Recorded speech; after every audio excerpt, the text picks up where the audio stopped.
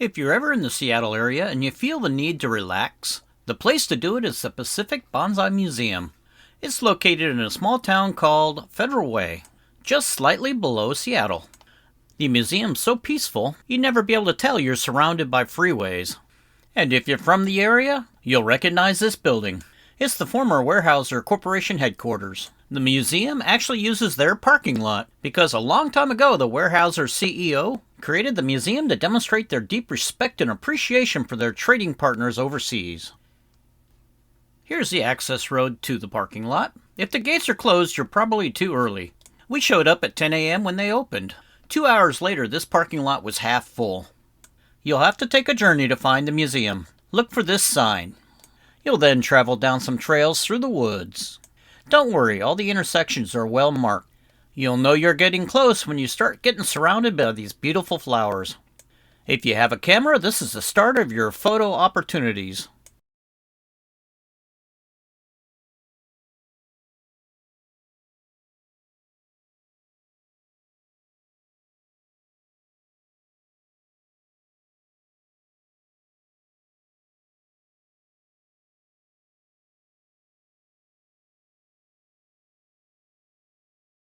You'll eventually reach the main gate. After passing through, you'll find the Bonsai Museum on the right-hand side. The cost? They're asking for donations. To the left, you'll find the rhododendron garden. If you travel this direction, bring your wallet. They want $12 for it. If you have a smartphone, they have an app that'll help you make your way around this museum and become a knowledgeable person. The vast majority of the trees are located on the outside, which would make sense since you're looking at trees. However, these particular 5 trees get to live in the greenhouse. This will be the first thing you look at on your tour. So, let me shut up and let you enjoy the tour.